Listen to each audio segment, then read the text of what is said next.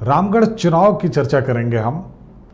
रामगढ़ चुनाव में सत्ता पक्ष और विपक्ष, एनडीए और यूपीए बिल्कुल आमने सामने हैं और एनडीए की तरफ से आजसू चुनाव मैदान में है, तो यूपीए की तरफ से यानी सत्ता पक्ष की तरफ से कांग्रेस चुनाव मैदान में है। लेकिन ऐसा लगता नहीं है कि ये किसी दो पार्टी के बीच की लड़ाई है। साफ दिखता है कि गठबंधन की ये लड़ाई है। वो गठबंधन जिसको लेकर पिछली बार के चुनाव में जो बिखराव दिख रहा था, कम से कम एनडीए में साफ दिख रहा था, वो बिखराव शायद इस बार नहीं दिखा है। ये बहुत इम्पॉर्टेंट है।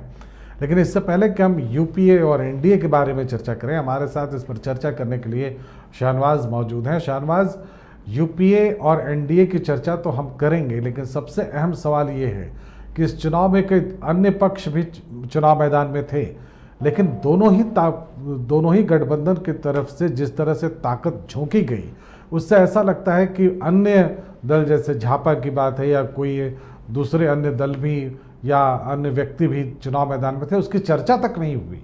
तो क्या हम माने कि झारखंड में एक ट्रेंड बिल्कुल साफ है कि यहाँ पर जो मुकाबला होगा अब वो एनडीए और यूपीए के बीच में सीधा मुकाबला होगा, और इस बीच में जो बीच के जो कैंडिडेट्स होते हैं, जिसमें निर्दलीय होते हैं या जिसमें अन्य छोटे छोटे दल होते हैं, वो एक तरह से अब गौण हो जाएंगे यहाँ पे? बिल्कुल, रामगढ़ के संदर्भ में तो ये बिल्कुल स्पष्ट तौर पर कहा जा सकता है कि ये बिल्कुल जो फाइट है वो आमने सामने की है। एक तरफ यूपीए के हैं तो दूसरी तरफ एनडीए के प्रत्याशी मैदान में हैं। लेकिन जाहिर सी बात है, कुछ जो छोटे दल हैं या इंडिपेंडेंट उम्मीदवार हैं वो भी मैदान में किस्मत आजमा रहे हैं। खास करके बेरोजगार नौजवानों का कुछ एक प्रतिनिधित्व करने की इरादे से चुनावी मैदान में किस्मत आजमा रहे हैं, जिसमें योगेश भारती का नाम ले सकते हैं, इमाम सफ़ी का नाम ले सकते हैं। और ये तमाम लोग कहीं ना कहीं रोजगार के मुद्दे पर, एम्प्लॉयमेंट जनरेशन के मुद्दे पर सरकार से नाराज हैं, खफा है और छात्रों का प्रतिनिधित्व करना चाहते हैं। लिहाजा ये अपनी ताकत झोंक रहे हैं। लेकिन बिल्कुल ये मुकाबला त्रिकोणीय नहीं है, ट्रायंगुलर नहीं है, ये बिल्कुल आमने सामने की फाइट है। और ये कांग्रेस वर्सेस बिल्कुल यूपीए एनडीए के प्रत्याशी के बीच में है, सुनीता चौधरी के बीच में है, और इसी नज़रिए से इस चुनाव को देखा भी जा रहा है।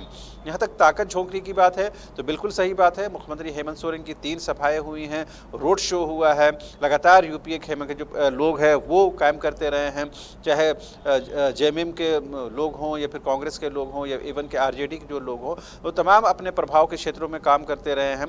दूसरी तरफ एनडीए के भी ताकत झोंकने की पूरी कोशिश हुई है, बीजेपी की तरफ से, आसू की तरफ से। और आसू उस क्षेत्र के लिए कोई नया भी नहीं है, लिहाजा उनको क्षेत्र के ज्योग्राफी के बारे में, वहाँ के लोगों के मन मिजाज के बारे में और कुर्मी समाज की ज़रूरतों के मामले में आसू को बेहतर जानकारी है। लिहाजा उस दृष्टिकोण से उन्होंने मेहनत की है।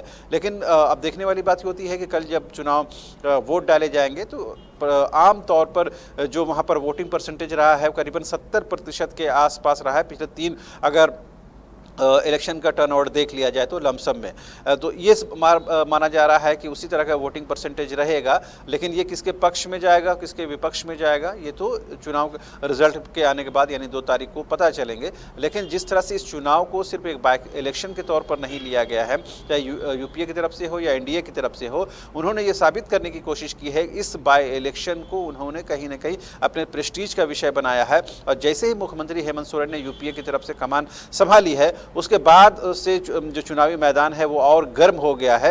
हालांकि आसू इस बात को बार बार कहता रहा है कि मुख्यमंत्री हेमंत सोरेन के आने के बावजूद भी उनके जो वोटर हैं वो बहुत ज़्यादा प्रभावित होने वाले नहीं हैं। और क्षेत्र की जनता को पता है कि पिछले 3 वर्षों में यूपी कांग्रेस की जो विधायक थी ममता देवी, उन्होंने क्या कुछ काम किया है। लिहाजा कहने के एंटी इनकम्बेंसी का असर होगा, ऐसा एनडीए प्रत्याशी की तरफ से कहा जा रहा है। लेकिन यूपीए की तरफ से ये बताने की कोशिश हो रही है कि कोरोना काल हो या कोरोना के बाद, यानी कोरोना के असर खत्म होने के बाद जो कामकाज हुए हैं वो यूपीए सरकार ने बेहतर किया है। लिहाजा कामकाज पर कहीं न कहीं वहाँ की जनता मुहर लगाएगी।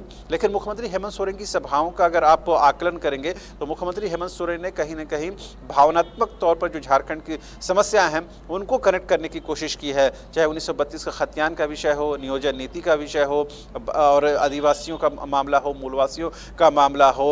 और कहीं न कहीं ये बताने की कोशिश की है कि झारखंड जिनके लिए बना है उनके लिए झारखंड को बेहतर बनाने की जरूरत है, और उस काम को यूपीए सरकार बेहतर तरीके से कर रही है। अहम बात है जो इस चुनाव में जिसकी चर्चा नहीं हुई, मैं अभी चर्चा की बात हम लोग कर रहे हैं, कौन जीतेगा, कौन हारेगा, किसके पक्ष में मत पड़ेंगे, नहीं पड़ेंगे, हम उस चर्चा पर नहीं जाना चाहते हैं। जो चर्चाएं हैं, जो दिखा है, जो सामने विजिबल है, हम उसकी बात कर रहे हैं कि जोर आजमाइश हुई है 2 दल, और जो कैंडिडेट्स हैं उनके लिए भी हमारी शुभकामनाएं हैं, वो भी जीते हैं, हमारी शुभकामना वो तो है ही अपनी जगह पे। लेकिन एक बात की चर्चा बिल्कुल नहीं हुई इधर, जो झारखंड में ट्रेन में कई बार वो बातें रहती हैं लेकिन इस बार नहीं हुई, वो ये है कि पहले अंडर करंट भी एक बात होती थी कि अंदर अंदर कुछ किसी कैंडिडेट के पक्ष में लहर होती थी। इस बार बहुत वोकल है, दोनों ही पक्ष, जो सत्ता पक्ष है और विपक्ष है, दोनों के जो वोटर्स हैं बहुत वोकल हैं। वो अंडर करंट नाम की कोई चीज़ नहीं दिखती, या किसी के पक्ष में अगर होगा भी तो शायद वो बहुत इम्पैक्ट डालने वाला नहीं है। तो ये अंडर करंट और वोकल होना किसी वोटर का, वो बताता है कि वो अपने विज़न को लेकर बहुत साफ है, वो शिफ्ट होने वाले वोट नहीं है। तो क्या आपको लगता है कि ये भी एक ट्रेंड डेवलप हो रहा है रामगढ़ चुनाव में?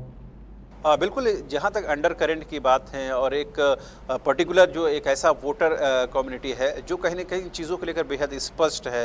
रामगढ़ में जब मैंने पहले बताया कि वोटिंग जो परसेंटेज है वो इस बात को रेखांकित करता है कि वहाँ के जो मतदाता हैं, वोटर्स हैं, वो जागरूक हैं अपने विषयों को लेकर के, अपने फ्यूचर को लेकर के।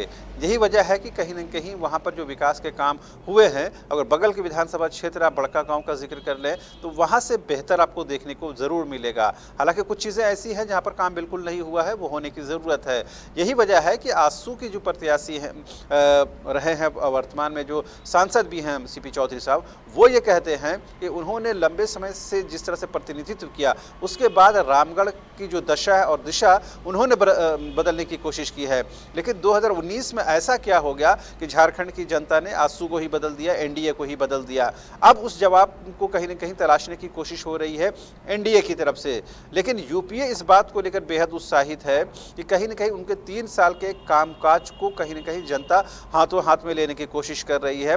और पिछले कुछ दिनों में झारखंड की हेमंत सोरेन कैबिनेट ने जो एक डिसीजन लिए हैं, चाहे ओबीसी आरक्षण का विषय हो, पुरानी पेंशन स्कीम इंप्लीमेंट करने का विषय हो, या 1932 के आधार पर आगे बढ़ने का विषय हो, इन चीज़ों को कहीं ना कहीं क्रांतिकारी तौर पर देखा जा रहा है। और ये बताने की कोशिश की जा रही है कि इन चीज़ों का असर पूरे झारखंड के 24 जिलों में पड़ना है। लिहाजा झारखंड के आदिवासी और मूलवासी कहीं न कहीं इससे मुतासिर हैं, और लिहाजा कहीं न कहीं इस का असर, इसके असरात जो हैं वो बाई इलेक्शन में देखने को मिलेंगे।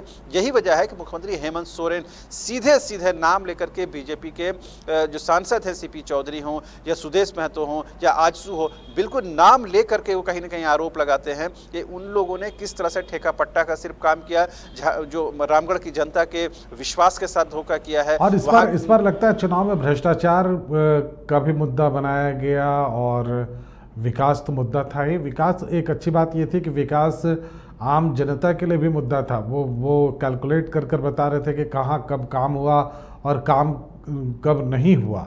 फिलहाल इस चर्चा में इतना ही। कल रामगढ़ का चुनाव है और हमारी तरफ से अपील बस इतनी है कि आपको वोट डालना चाहिए और ज़्यादा से ज़्यादा संख्या में निकल कर वोट डालना चाहिए। फिलहाल इस विशेष में इतना ही। मुझे दीजिए इजाज़त। नमस्कार। वेलकम टू चाचा मामा दंगल। हास्य अदाकार संजय मिश्रा से गुजारिश है कि वह अखाड़े में कूदे और फुलटूस को ट्रॉफी से नवाजे। लगता है समाधि ले ली। अरे बुला रहे हैं। अरे बोल रहे हैं कि बुला लो। टॉप टेक सीमेंट, जो जोड़े तो छोड़े नहीं, मजबूती ही हमारी पहचान।